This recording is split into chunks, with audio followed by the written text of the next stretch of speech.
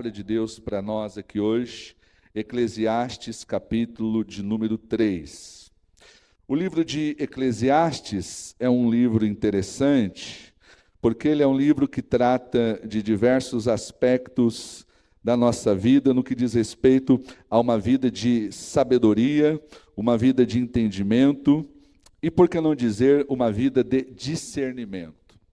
Eclesiastes foi escrito por Salomão e ele foi escrito quando ele estava já com a sua idade avançada e ele começa a fazer um retrospecto da sua vida, ele começa a fazer uma análise de como ele viveu a sua vida e ele então, ao fazer esse retrospecto, ele vai escrevendo este texto de sabedoria. E o público-alvo de Salomão era os jovens dos seus dias. Por isso é que ele vai terminar no capítulo 12 dizendo: jovem, lembra-te do teu Criador nos dias da sua juventude. Então, é um livro que trata de sabedoria de alguém que passou por muitas experiências na vida e que agora quer deixar um legado de conselhos para a geração que estava por vir. E no capítulo 3, Salomão ele vai falar sobre algo muito importante para todos nós, que é o tempo.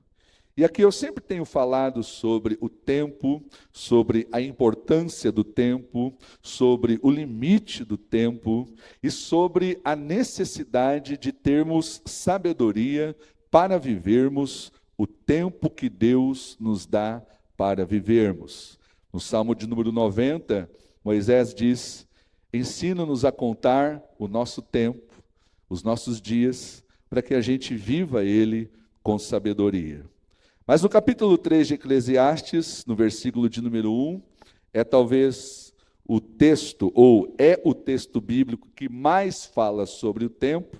Ele diz o seguinte: tudo tem o seu tempo determinado, e há tempo para todo propósito debaixo do céu. Tudo tem o seu tempo determinado e há tempo para todo propósito debaixo do céu. Você pode ler comigo esse versículo mais uma vez? Tudo tem o seu tempo determinado e há tempo para todo propósito debaixo do céu. Quero falar hoje aqui com você, por alguns minutos, sobre propósito e sobre tempo. Sobre propósito e sobre tempo.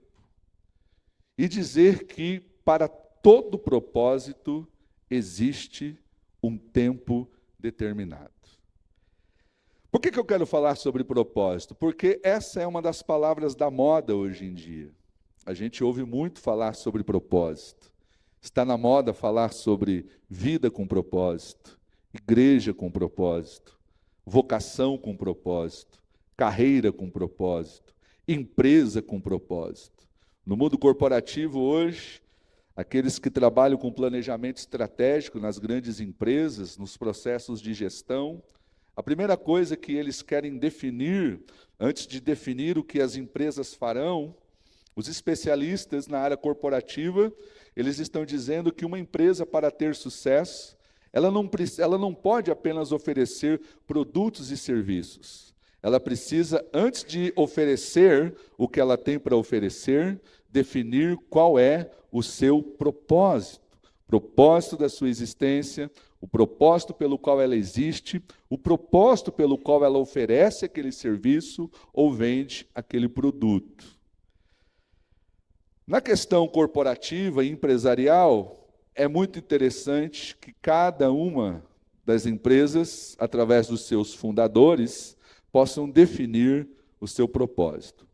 Mas quando nós estamos falando de vida, quando nós estamos falando de existência, e eu compartilhei essa palavra hoje de manhã também no nosso culto, quando estamos falando de vida e de existência, nós não somos autorizados por Deus a inventar um propósito para nós.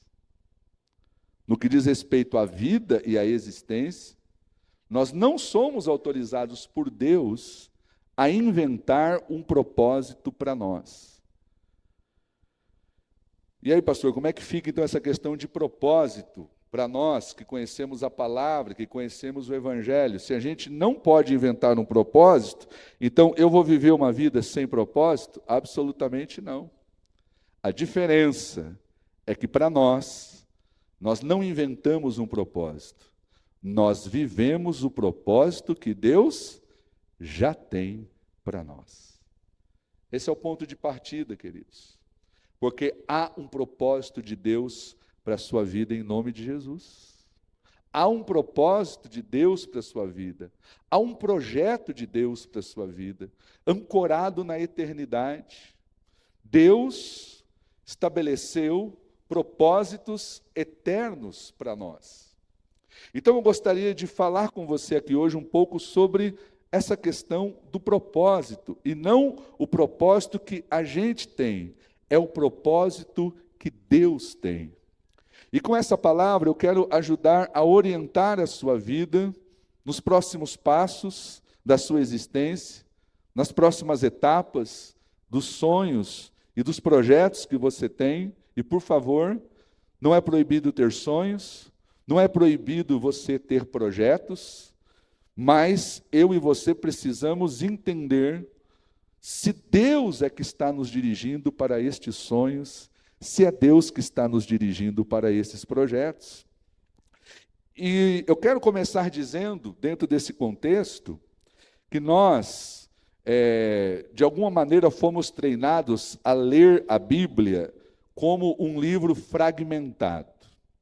Eu não sei se tem aqui irmãos da minha geração ainda, né? De quando eu era novo convertido, mais ou menos ali no ano de 1991, 92. Então você já viu que faz tempinho, né? Mas era muito comum, na época da minha conversão, a gente chegar em algumas casas e ter ali uma caixinha. E aquela caixinha tinha alguns cards, que a gente chamava, e estava escrito na caixinha. Era caixinha de quê, gente? Caixinha de quê, gente? De promessa, de maná. Quem lembra das caixinhas de promessa? Tem mais gente que lembra aí, mas como não quer se identificar como um cristão já antigo, caixinha de promessa. E a gente pegava aqueles versículos, chegava na casa de alguém, quando íamos fazer uma visita, e na casa de praticamente todos os crentes tinham, antes de irmos para casa, vamos fazer uma oração. E aí a dona da casa trazia a caixinha de promessa. E cada um dos que estavam ali tirava um cardzinho, né? E cada um lia o versículo. E depois a gente orava. E não tem nada de ruim nisso, não tem nada de pecado nisso. A grande questão é que se estabeleceu uma cultura de que pessoas começam a conhecer a palavra de Deus de maneira fragmentada, como se ela fosse apenas uma caixinha de promessa. Bom, e o próprio nome já diz, era caixa de promessa. Quer dizer que era só versículos de promessas de Deus. Versículos maravilhosos, encorajadores. Eu nunca peguei numa caixinha de promessa um texto dizendo raça de víboras, por exemplo. Mas está na Bíblia. Eu nunca peguei textos confrontadores como esse na caixinha de promessa, mesmo porque era uma seleção de versículos que traziam o quê? Promessas. Agora, qual é a grande questão? Onde o senhor quer chegar, pastor? Porque quando a gente olha para a Bíblia apenas como um livro de promessas, a gente perde a narrativa inteira do que Deus está dizendo na sua palavra. A gente perde o todo do que Deus está dizendo na sua palavra.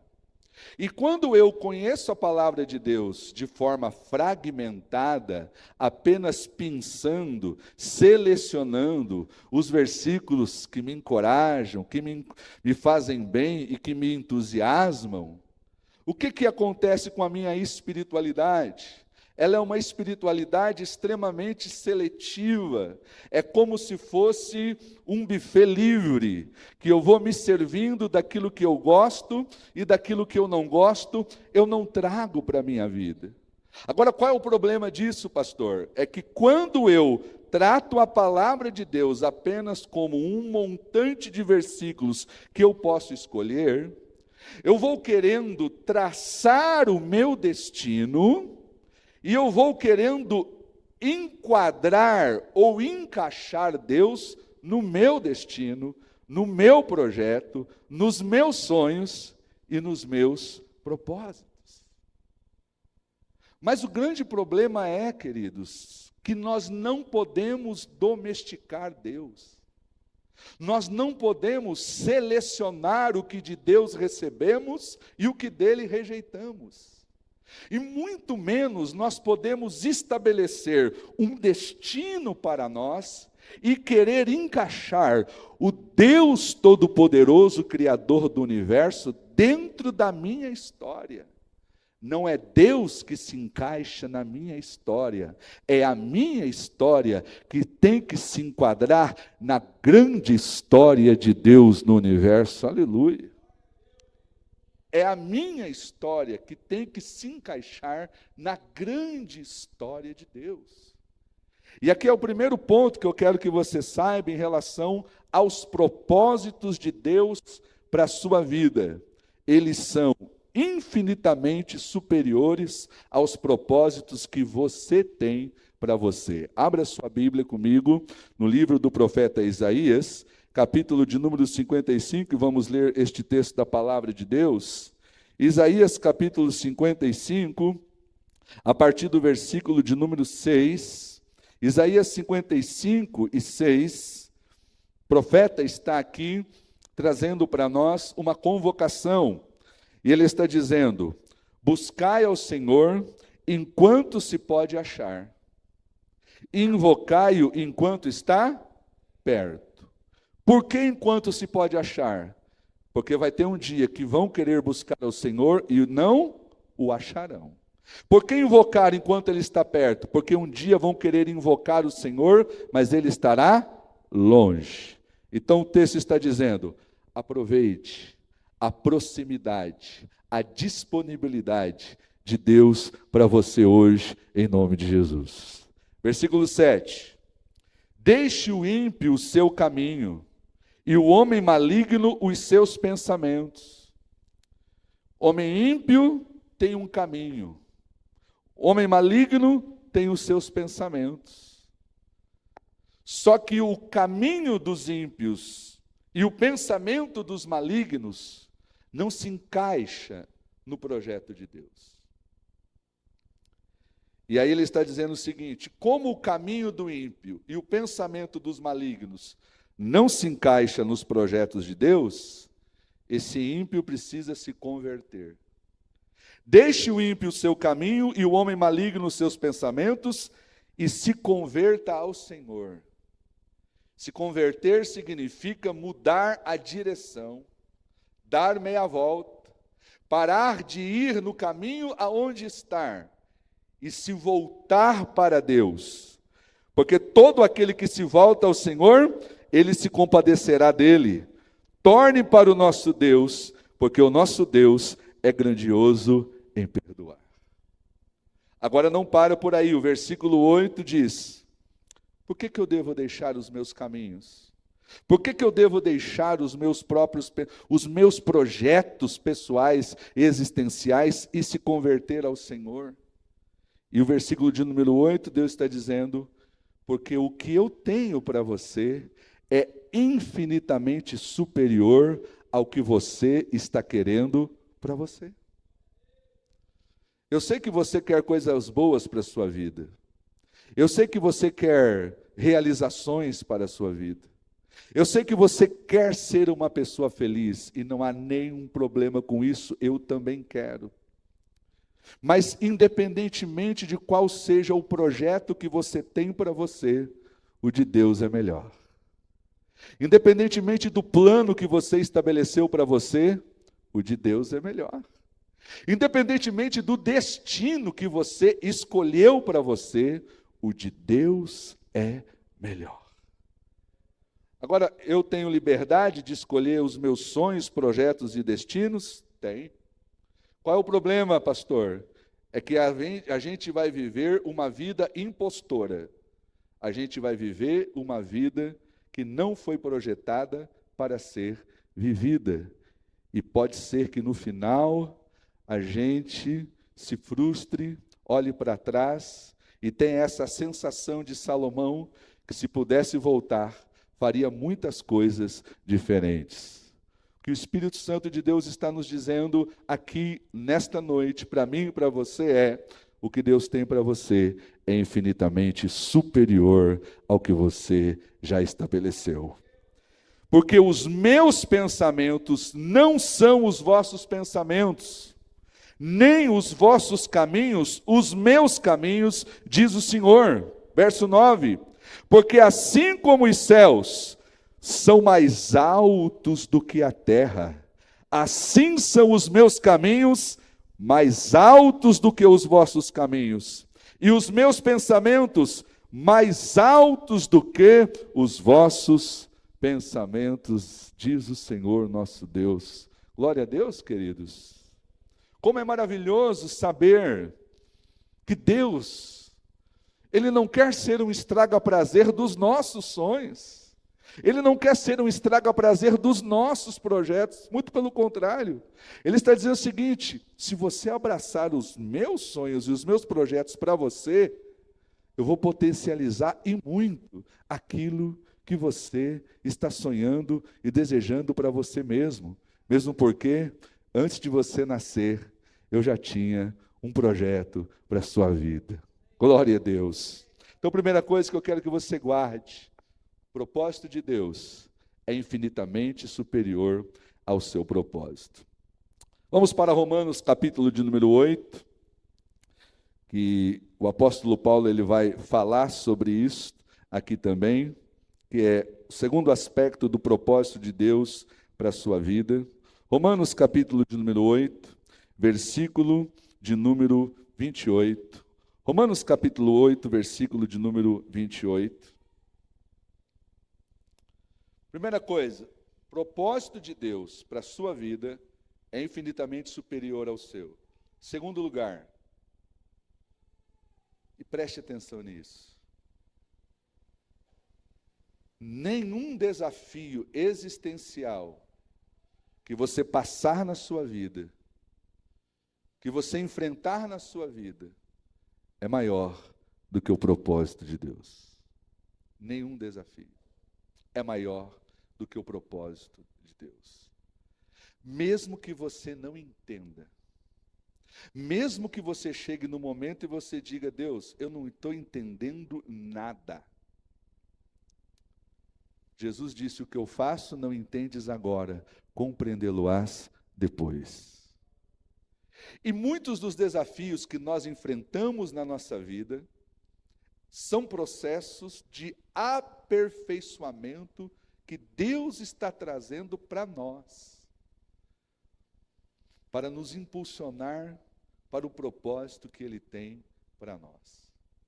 Por isso que Romanos 8, 28 diz: sabemos que algumas coisas, sim ou não?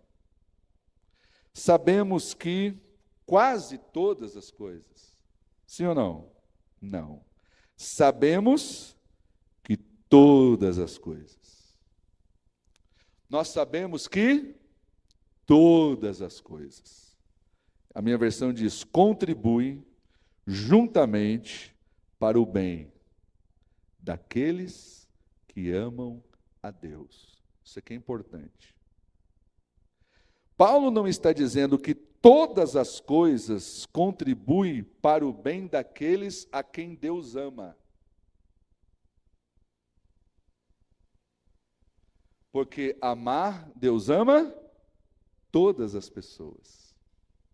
O fato de Deus amar todas as pessoas não quer dizer que todas as coisas contribuem para o bem delas. Mas Paulo está dizendo que todas as coisas contribuem para o bem daqueles que amam a Deus. É diferente. Não são todas as coisas que contribuem para as pessoas às quais Deus ama. Todas as coisas contribuem para as pessoas que amam a Deus. Porque aqueles que amam a Deus são chamados para o seu propósito. É diferente, queridos. Quando você ama a Deus, quando eu torno Deus o centro da minha vida e da minha existência, e Deus é o centro da minha satisfação e busca existencial, todas as coisas contribuem para o bem. As mais desafiadoras, as lutas, as perdas, os problemas, as dificuldades, os desafios que você enfrenta. E o apóstolo Paulo, a partir do versículo 31 de Romanos 8, leia comigo, olha o que ele diz: que diremos, pois, a estas coisas?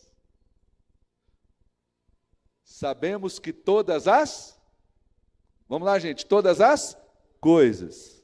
Que coisas é essa? Que contribuem para o bem daqueles que amam a Deus. Versículo 31. Que diremos, pois, a estas coisas? Se Deus é por nós, quem será contra nós? Aquele que nem mesmo o seu próprio filho poupou, antes o entregou por todos nós, não nos dará também com ele todas as coisas? Quem tentará acusação contra os escolhidos de Deus? É Deus quem os justifica. Quem os condenará? Pois é Cristo quem morreu, ou antes, quem ressuscitou dentre os mortos, o qual está à direita de Deus e também intercede por nós. E no versículo 35, ele vai aqui nos questionar, dizendo: quem nos separará do amor de Cristo? A tribulação, ou a angústia, ou a perseguição, ou a fome, ou a nudez, ou o perigo, ou a espada? Como está escrito: por amor de ti somos entregues à morte todo dia, fomos sepultados como ovelhas para o matadouro, mas em todas estas coisas somos mais do que vencedores por meio daquele que nos amou, porque estou certo de que nem a morte, nem a vida, nem os anjos, nem os principados, nem as potestades, nem o presente, nem o porvir, nem altura alguma, nem profundidade, nem alguma outra criatura poderá nos separar do amor de Deus que está em Cristo Jesus, o nosso Senhor. Todas essas coisas acontecem, mas elas não nos separam, elas nos aperfeiçoam para aquele que nos chamou para o seu propósito. Então, se você ama a Deus, as lutas, as batalhas, os desafios que você enfrenta, não vieram para te destruir, vieram para te impulsionar em direção ao propósito de Deus. Ao propósito de Deus. Agora, saiba que o propósito de Deus para você não é só para essa vida, é também para a eternidade. É por isso que muitas pessoas, elas não conseguem entender, elas se frustram, elas se desesperam, porque elas querem que os propósitos de Deus se cumpram na íntegra na sua vida, deste lado do céu. Mas, queridos, o propósito de Deus para a sua vida não é só aqui neste mundo.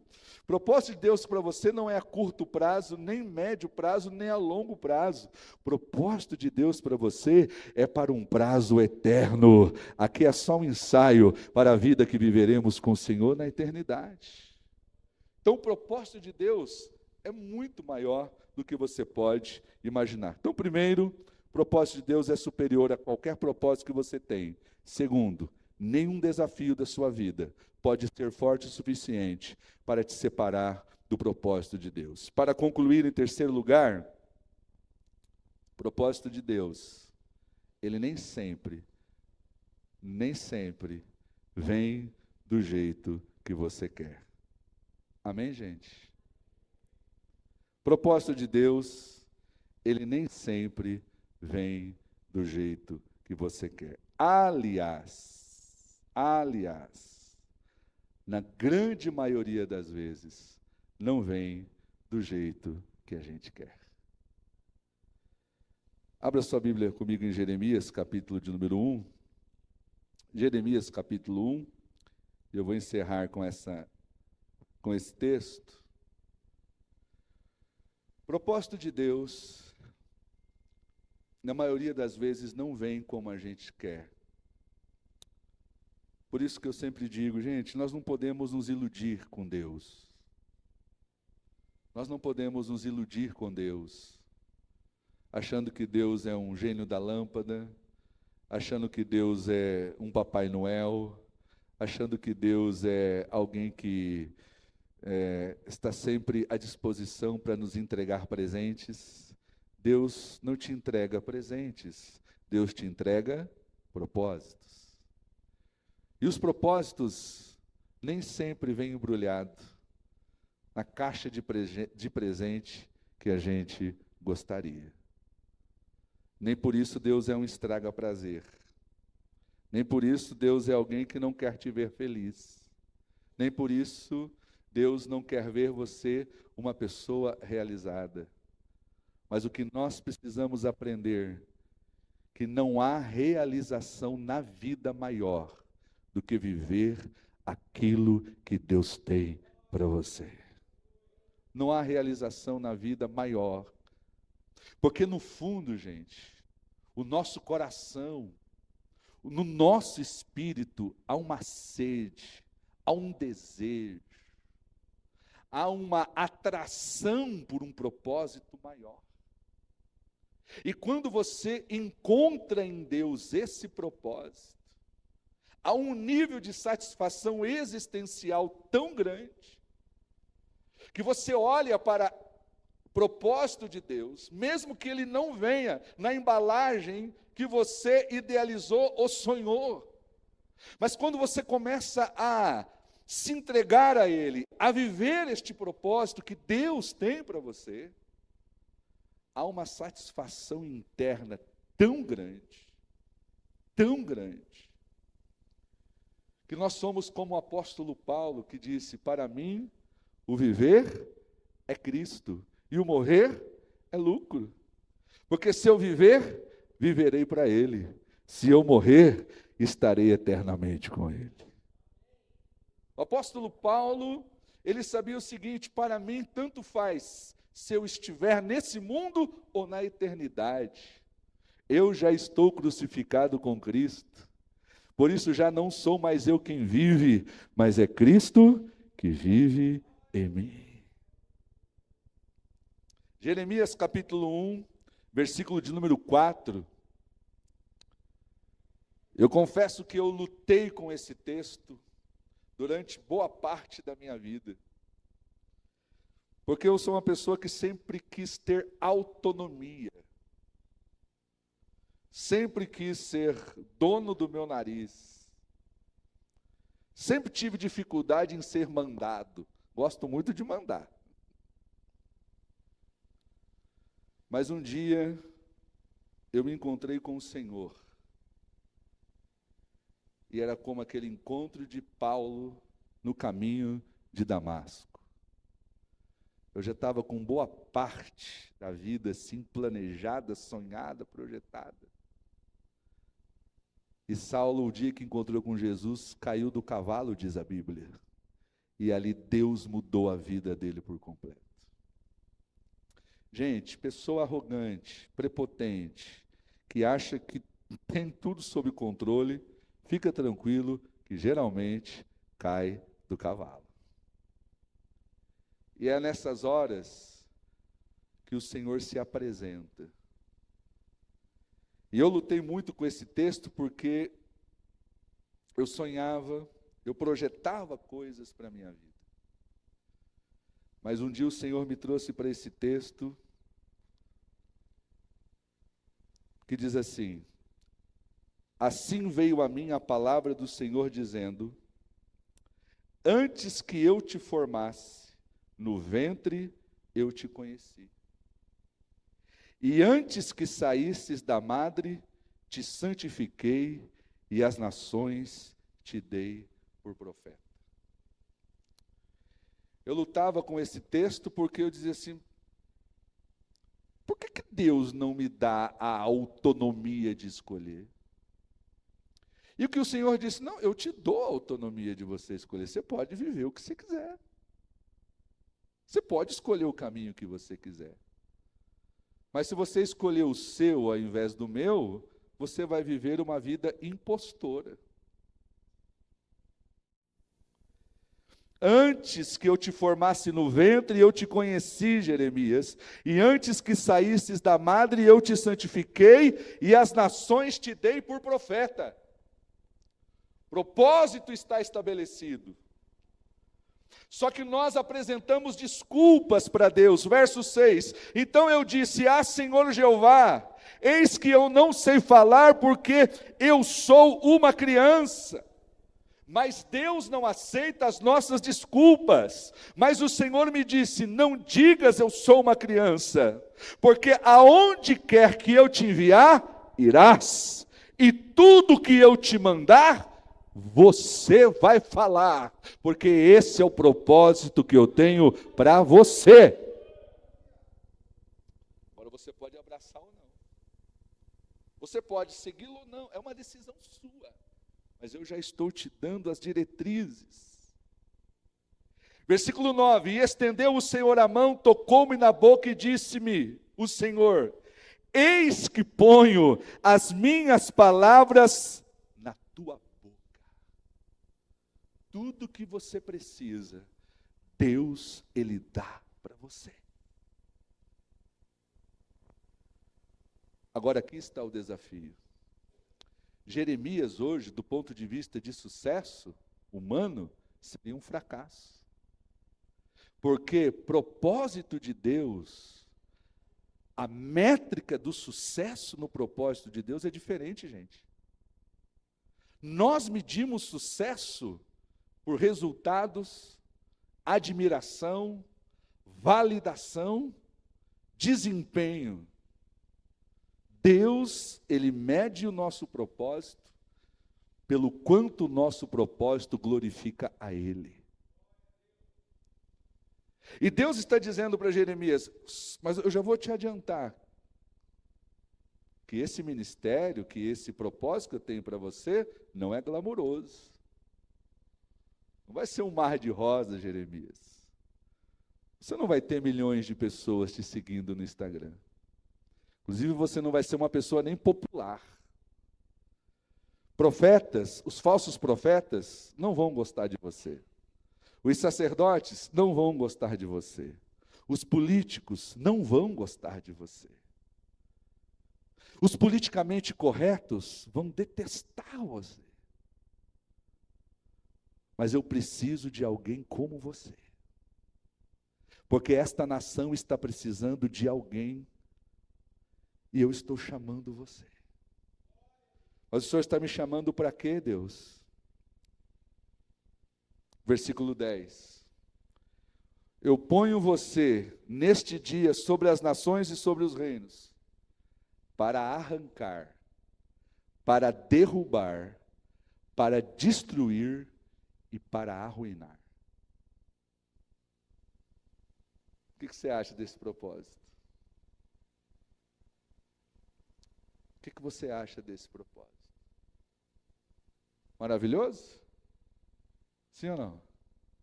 Nem um pouco. Glamuroso? Nem um pouco. Atraente? Nem um pouco. Mas esse é o propósito. Porque no propósito de Deus, o que está envolvido, irmãos, é a glória dele. Eu te coloco para arrancar, para derribar, para destruir e para arruinar. Mas depois você vai edificar e você vai plantar. Porque eu tenho algo novo para fazer. Eu tenho algo extraordinário para fazer.